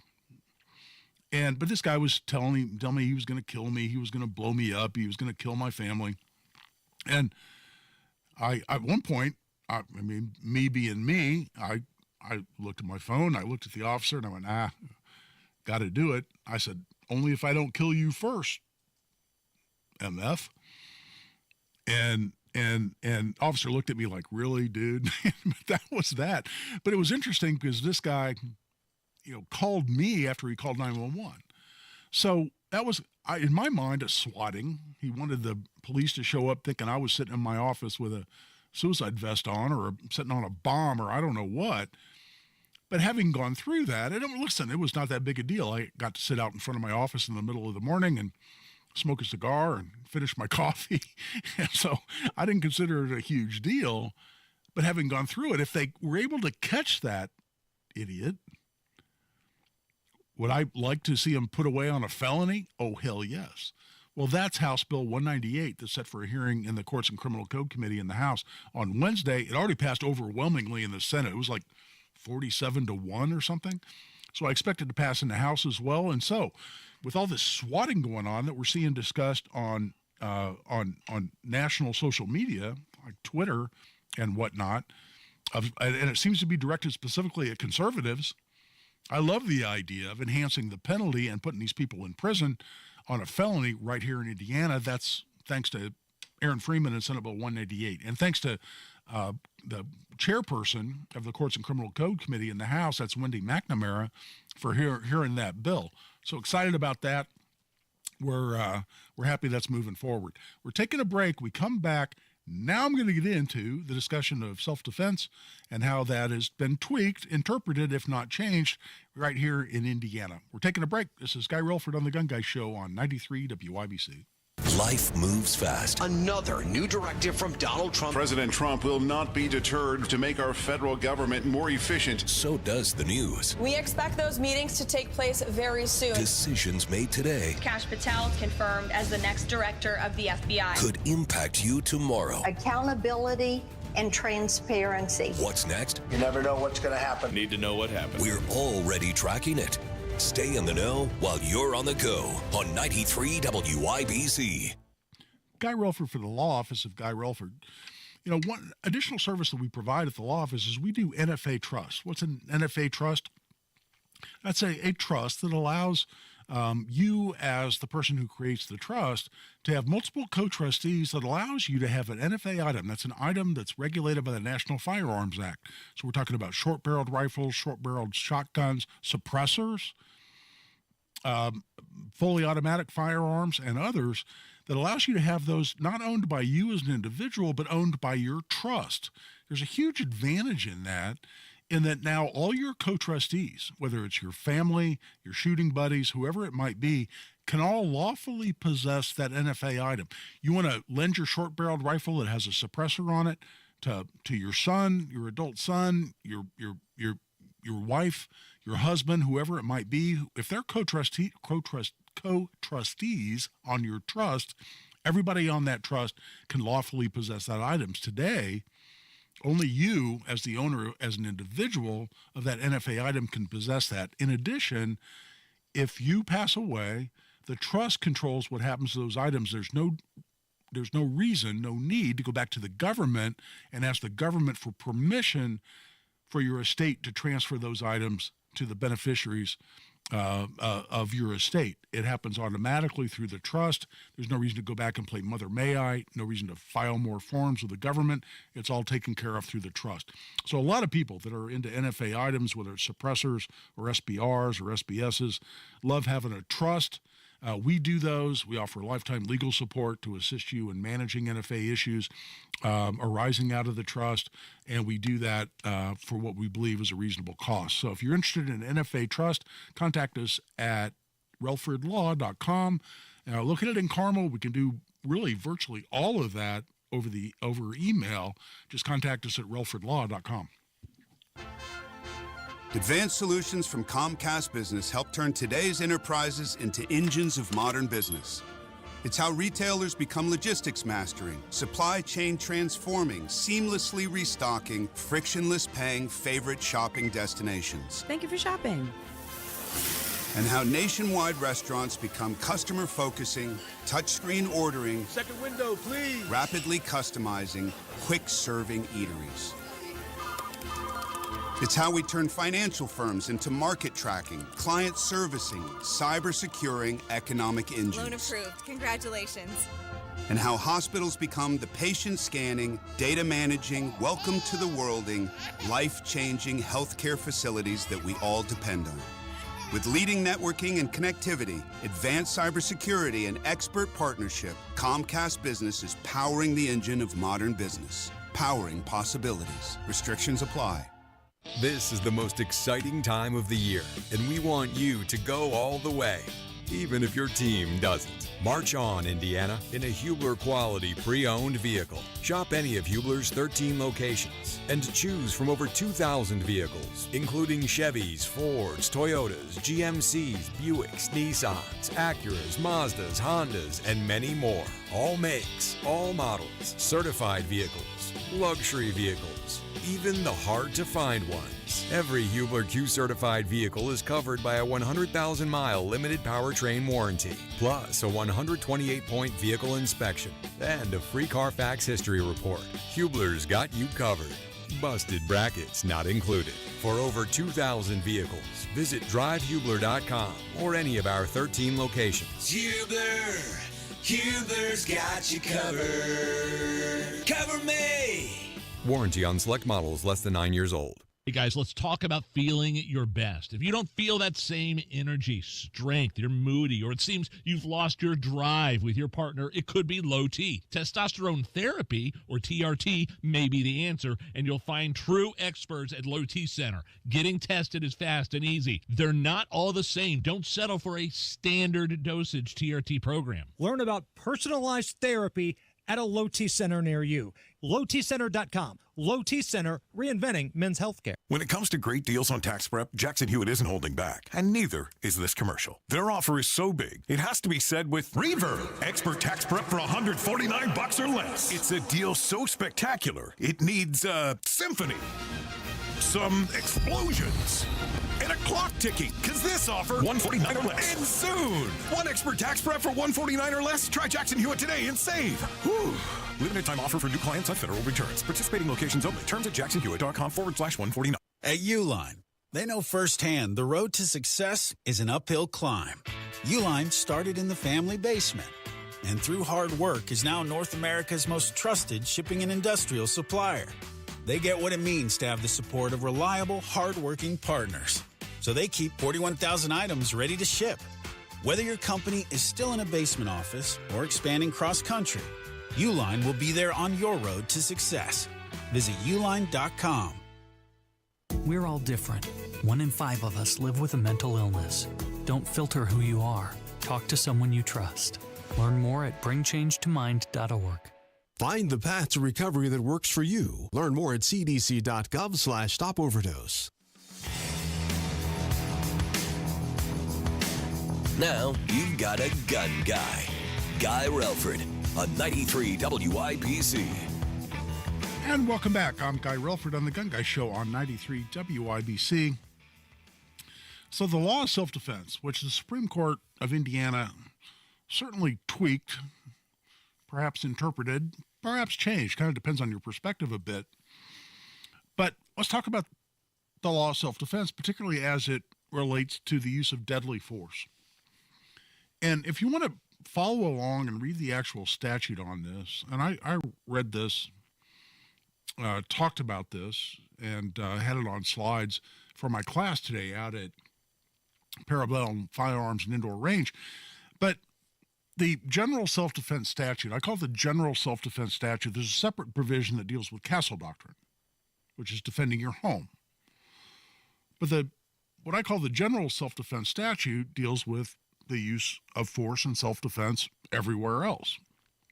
By the way, there's also a section that deals with the use of force, including deadly force, to prevent the hijacking of an airplane, which, by the way, we've had in Indiana law since well before 9/11. But the general self-defense statute that applies to you no matter where you are says, and it's really not long, it says a person is justified in using reasonable force against another person. If you just looked up the statute, this is subsection C. A person is justified in using reasonable force against another person to protect the person, meaning themselves, or a third person from what the person reasonably believes to be the imminent use of unlawful force. So that's just talking about the use of reasonable force to defend yourself or a third person from what you believe to be the imminent, meaning it's about to happen, use of unlawful force. And then it goes on to talk about deadly force. And it says, however, a person is, 1, justified in using deadly force, and 2, does not have a duty to retreat. That number 2 right there, does not have a duty to retreat, is what makes our law a stand your ground law. Some states, mainly through judicial decisions, have said, well, wait a minute, it's never necessary to use force, including deadly force, if you can run away first. So you can't have a reasonable belief that force, including deadly force, is necessary if you can run away, so there's a duty to retreat before you can use deadly force. And our legislature, in its wisdom, like a lot of legislatures, has stepped up and negated any possibility of that interpretation by saying a person is justified in using deadly force and does not have a duty to retreat if, and there's a big if, huge if, because you have to meet this standard of what comes after the if the person reasonably believes that that force, meaning deadly force, believes that that force is necessary to prevent serious bodily injury to the person, meaning themselves, or a third person, or the commission of a forcible felony. And in another section of the statute, it defines a forcible felony. A forcible felony is a felony committed through the use or threat of force, or in which there's a substantial risk of personal injury to a human being. There's a lot of felonies out there that are not forcible felonies. The guy's stealing my car from the garage right now. Hopefully that's not happening. But if he is, he's committing a felony. But if he's not threatening me or anyone else, he's just stealing my car, then he's not committing a forcible felony. I can't shoot him. I can't use deadly force. Some dude walks up to me, threatens me with a knife, says, give me your wallet and your watch and your car keys. Is that a forcible felony? Yes, that's armed robbery. It's a forcible felony. Can I shoot him? Yes, because I'm preventing a forcible felony. But the whole thing hinges on this language. If the person reasonably believes that that force was necessary. And interpreting those words, a person reasonably believes, all the cases on this have talked about how you look at that circumstance only through the eyes of the person who's making the decision, typically the defendant, who's making the decision on using force at the time, and you look at the entire situation through their eyes only. It's based on what they know, what they see, what they hear, what they smell. It's from their perspective only. And the law has developed that you don't use hindsight to second guess the reasonableness of someone's belief that deadly force is necessary. So for instance, guy walks up to me, points a gun at me and says, give me your wallet and your watch and your car keys. And it looks to me like an absolute real gun. There's no question. There's no orange tip. It looks to me, having been a firearms instructor for 30 plus years, probably 40 now, looks like a real gun to me. But I decided to defend myself. I pull my gun, I defend myself, I shoot him. Later on, turns out the gun's unloaded. Later on, it turns out to be an airsoft gun that looks for all the world like a real gun, especially at night, in dark circumstances. You can't say, well, it was an airsoft gun, or, well, it was unloaded, therefore you were never at risk. So you weren't really preventing a forcible felony. You weren't really preventing serious bodily injury. The law says you can't use hindsight to second guess the reasonableness of someone's decision and conclusion or belief that deadly force is necessary to prevent, in this case, serious bodily injury or the commission of a forcible felony. But the case at issue, this is Turner versus State, that just came down Wednesday, talks about hindsight in a completely different context that's never been discussed in Indiana decisions before. And it talks about hindsight specifically in the context of someone using deadly force to defend themselves when they actually didn't know what level of threat they were facing. They just happened to be right after the fact. In other words, they were justified in doing what they did, which was fire 4 shots at a person and shooting them twice. It turns out they were justified, but for reasons they did not know at the time. So the question becomes, can you rely on hindsight? We know you cannot use hindsight to second guess whether a person has a reasonable belief that deadly force is necessary. Can you use deadly force to justify, validate a person's need to use force, including deadly force, in self-defense, even though the circumstances you learn through hindsight were unknown to the defendant at the time? And you may be scratching your head a little bit saying, well, how could that even happen? In what circumstance would that scenario even unfold? That's what we'll talk about, and I'll explain the circumstances of this case when we come back. This is Guy Relford on The Gun Guy Show on 93 WIBC. Another update is just minutes away. Strong winds and even tornadoes. 40, 50 miles per hour. Tonight into tomorrow morning. Hear the news. House Republican passed bill Chuck Schumer now support. I think there is a deep sense of outrage and betrayal. On the level. 30-day ceasefire. Russia's there, and if they're not, it'll be a very disappointing moment for the world. On the go. IU men's basketball team eliminated. Mike Woodson believes they can get into the NCAA tournament. 93 WIBC Mobile News. The future depends on teachers. Every day, teachers are shaping our tomorrows, starting their students on journeys that will change the course of history. Right now, in a classroom somewhere in the United States, there's a teacher inspiring a future scientist who will make preventing pandemics their life's work, sharpening the mind of an aspiring environmentalist who will help combat climate change, and generating possibilities for a student who will be the first in their family to graduate college. It all starts with teachers who meet challenges with creativity, who reinvent education for the future, who work towards a school system that lifts up every child, regardless of race, income, or zip code, and to enable the full potential of our students, our communities, and our country. Explore a career that leaves a legacy you can be proud of. Shape the future. Teach. Learn more and receive free support at teach.org. My name is Juanita Segura, and I was diagnosed in November of 2014 with non-small cell lung cancer. The first time I heard about biomarker testing was actually my husband. He just started researching about lung cancer. And I found out about biomarker testing, and I'm like, why not? Let's try it. I'm Dr. Jorge Gomez, thoracic medical oncologist at the Mount Sinai Hospital. Comprehensive biomarker testing is looking for either substances in the blood or mutations in some of the genes of the cancer cells that can help us identify special types of lung cancer that can be treated with what we call targeted therapies.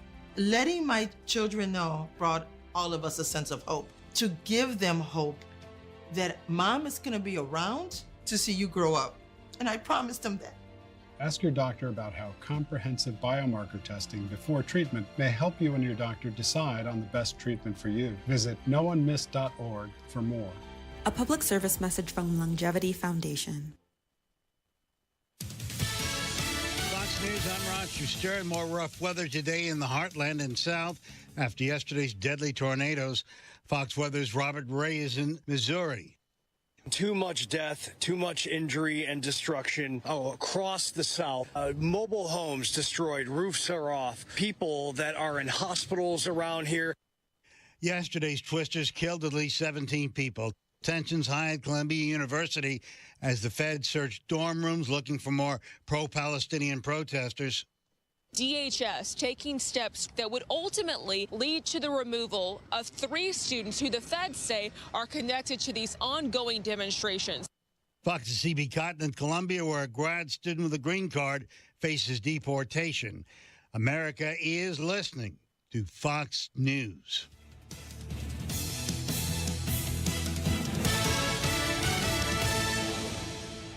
You love spring in Indy, but you hate to paint, so do what Judy did. She called Rhino Shield. The house that Rhino Shield did for my husband and I, after having the house painted with kind of usual house paint, I was seeing cracks appearing about every 3 years and just wasn't very satisfied with that. Rhino Shield's a ceramic coating specifically formulated for our unique climate. I can't speak highly enough about the Rhino Shield crew. They also were great at working with me to get the exact right color because I was very particular. Visit Rhino Shield's booth at the Flower and Patio Show and learn about their 25-year transferable warranty protection. Plus, receive a free prize. I would not hesitate to call Rhino Shield, and I am just thrilled to recommend Rhino Shield to my friends and neighbors and family. Here's Rhino Shield's Shane Smith. This offer is limited, so call me at 888-RHINO-41. That's 888-RHINO-41. Don't paint. Don't vinyl. Go Rhino. Paint your house again. Rhino Shield. Everyone's talking about Galaxy Concrete Coating and their transformation, like your neighbor Mike. Well, the local company that we used first was highly recommended by people in our neighborhood. We did not know until after it didn't work on our floor. It just healed up like a cheap suit. And so my wife says, we got to do something. And so she started looking around on the internet and she found Galaxy. Lots of styles to choose from, 4 times stronger than epoxy, and it comes with a lifetime warranty. We got Galaxy out here. They got here at about 8 o'clock in the morning and they finished up at 6 o'clock that night. Other than having a beautiful garage floor, you couldn't tell they were here. Just did a wonderful job on it. Galaxy Concrete Coatings works for any area like patios, garage floors, driveways, and around pools. Still looks fantastic, and anybody that visits our house, that's all they want to talk about. I mean, they just can't believe how nice the garage floor looks. Click on GalaxyConcreteCoatings.com and remember to like us on Facebook, GalaxyConcreteCoatings.com. We are out of this world.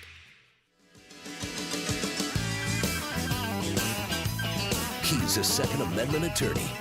He's an NRA certified firearms instructor. He's the gun guy. Guy Relford on 93 WIBC. And welcome back. I'm Guy Relford on the Gun Guy Show. So, if the law currently says, well, the law has said for quite some time, that you're justified in the use of deadly force and have no duty to retreat, that's what makes it a stand your ground law, only if you have a reasonable belief that deadly force is necessary to prevent serious bodily injury to you or a third person, or to prevent the commission of a forcible felony. That's what the law says today. The courts have gone on to interpret that to say there's 2 components of that. There's a subjective component, which is what you're actually thinking at the time, what you actually believe. So to establish self-defense, you have to establish that you had that subjective belief that force was necessary. So, guy with a knife, you know what? He's threatening me with a knife. He's demanding my wallet and my keys. I believe in my own mind, as my subjective belief, that deadly force is necessary to prevent the commission of that forcible felony. Or someone swinging a baseball bat at my head. I have that subjective belief that deadly force is necessary to prevent serious bodily injury to me. I come up on someone else beating someone with a baseball bat, trying to hit him in the head. I have that subjective belief that my use of deadly force is necessary to prevent serious bodily injury to a third person. But that subjective belief, in other words, what's actually in my head, what I'm believing under the circumstance, is just one component. The other component is that my belief has to be objectively reasonable under the circumstances. And test of reasonableness, a lot of times in legal matters, we create this hypothetical reasonable person. So this is just the most reasonable person on earth, and we ask ourselves the question, would a reasonable person, seeing everything through your eyes, knowing what you know, seeing what you see, hearing what you hear, smelling what you smell, everything from your perspective, would a hypothetical reasonable person have the same belief? So it's not enough that you believe it. When you see people out on the internet going, well, all I have to do is say I feared for my life and I can use deadly force anytime I want to. No, and no. It's not some magic talisman where you say, I feared for my life. Ha-ha. I'm fully protected. First of all, if he goes to trial, a jury would have to believe, or in evaluating whether to charge you, a prosecutor would have to evaluate whether they believe that you believe that at all. Secondly, even if you believed it, your belief has to be objectively reasonable. So, with that background, let's talk about Turner v. State. In Turner v. State, there were 3 students that were studying together at one of the students' homes. And one of the students was a female who had, a little unclear from the opinion, a boyfriend or an ex-boyfriend what the Supreme Court opinion called the classmate's jealous love interest. Antonio Turner, the defendant in this case, was one of the students they're studying. They're studying organic chemistry. And while they're studying, one of the classmates' jealous love interests, a guy named Daquan Briscoe, starts calling her, wanting to know what she's doing and wanting to know who else is there. When he learned that Antonio Turner was at the home also studying, he starts threatening. He starts saying, you know what, I'm going to have to pull up on Turner. Pull up, meaning a well-known slang term for do a drive-by shooting. Turner hears this over the female's speakerphone on her cell phone. Turner decides, you know what, some guy's threatening to do a drive-by shooting on me. I think I'm going to go out to my car and get my gun, just so I'm prepared to defend myself.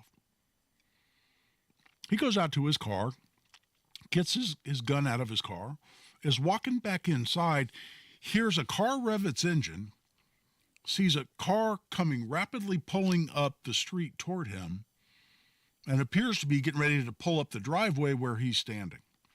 The car has very dark windows. Turner cannot see inside the windows at all. Doesn't know who's in the car.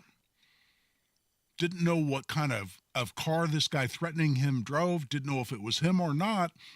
He said, you know what? I just knew it was him because he was revving his engine. He was pulling quickly up this street. He had just called and threatened. I just knew it was him. But he couldn't see him. Couldn't see what he was doing inside the car. Couldn't see if he was armed or not. Turner then fires 4 shots into the car. Didn't know who was in the car. Didn't know for sure. Couldn't see. The windows were too dark. The windows were actually tinted illegally. They were so dark. Turner fires 4 shots into the car. Hits Daquan Briscoe twice, once in each arm. Briscoe pulls off, goes to another location, calls authorities, saying he needs an ambulance. He's been shot twice. Authorities show up to where he is. He's got a gunshot wound in each arm, and there's a blood-soaked gun lying in the passenger seat in the front of his car, sitting on the seat pointed toward outside the window. And based on the blood pattern on the gun and where it was pointed on the seat, according to the Supreme Court's opinion, the indication was he had it in his hand and was pointing it out the window at Turner at the time Turner shot him. But Turner couldn't see the gun, didn't know Briscoe even had a gun, and certainly did not know the gun was pointed at him. And the bottom line is, Turner just guessed right.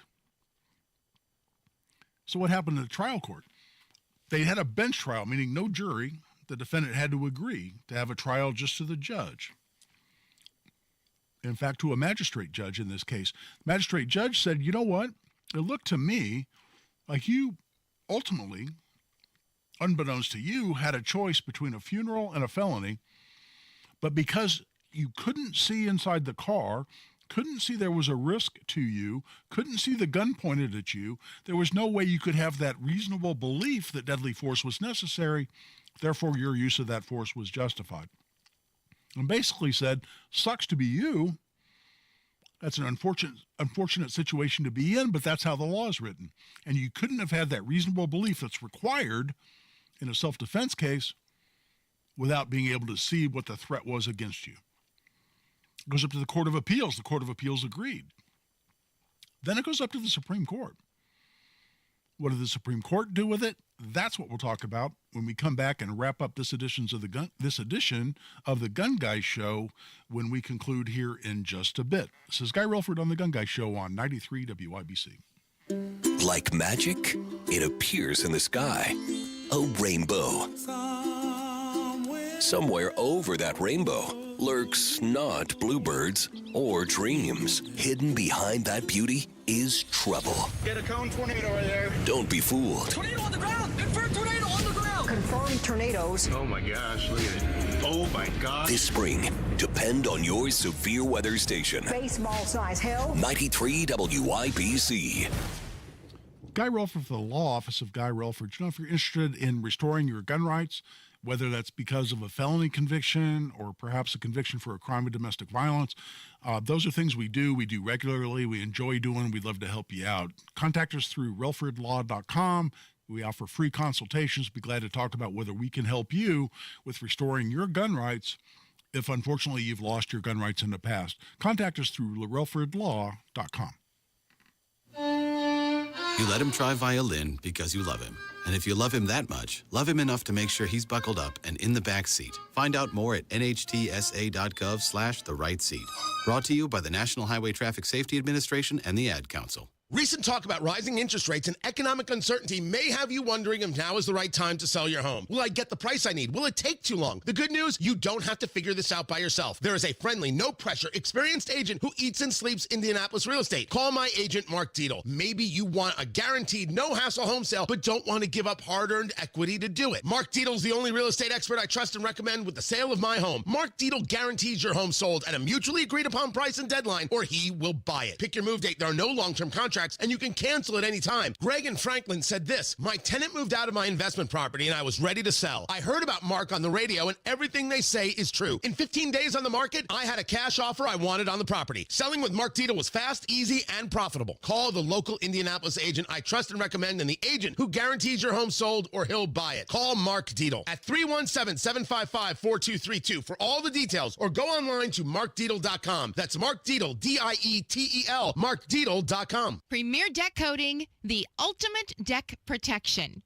Who are they? Well, they're a sister company of Rhino Shield, and Premier Deck Coating is the product you need if you're tired of applying the same old stain and paint every couple of years to your deck. It's Terry, Stacy, and David and I have a deck that's probably 25 years old. The countless hours and the money that we spend on maintaining that deck never ends. And then we heard about Premier Deck Coating. Family owned, based right here in Indy, and they are going to completely transform our deck with their special formulated product, which repels moisture, scratch resistant in virtually any color that we want, and backed by a 10-year guarantee. No more spending time staining or painting every year. Premier Deck Coating will keep our deck looking great for years to come. Premier Deck Coating can also do fences and pergolas too. For a free quote, call 317-696-4071 or visit premierdeckcoating.com. 500 Guns is just east of the Speedway and the Viaduct on 16th Street. 500 Guns is your classic old-school gun shop with the best service in Indy. You have to experience it to believe it. Joe and Guy Montgomery and their friendly staff are there to help you if you're a first-time gun owner or looking to add to your collection. They buy and sell single guns or entire collections. Visit 500 Guns today on West 16th Street, just east of the Speedway, or find 500 Guns on Facebook. Never miss your favorite shows on WIBC.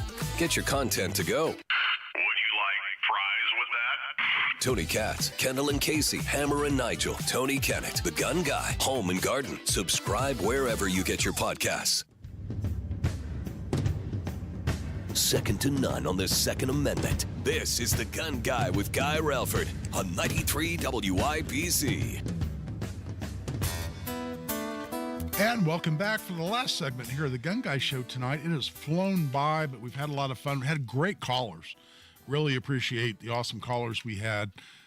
Thanks and congratulations to my friend Kirk Freeman, attorney from Lafayette, who took on the city of Lafayette and forced them to back down through a lawsuit where they were trying to violate the Indiana firearms preemption law and have metal detectors and a prohibition against firearms in buildings where they're simply not allowed to prohibit firearms under our preemption statute. It's been in place since 2011. So good for Kirk, big win. And he did it pro bono, so he didn't even get paid. Good for him. There's not only there are good guys with guns out there, there are good guys doing good things in the courtroom like Kirk Freeman. So what's this holding? Because Turner could not see there was a gun pointed at him, did not know that he was about to be shot through the window of the car. He sensed it. You could say he guessed it, but he guessed right because he was about to be shot. Here's a quote. It's a long decision, and you just Google it, Turner v. State, self-defense, 2025. It'll pop right up. But here's a quote. To be sure, the trial judge was correct that the self-defense statute justifies using force when the defendant's actions are objectively reasonable in the circumstances. And many cases explain that we don't use hindsight to second guess the reasonableness of the defendant's decisions in the heat of the moment.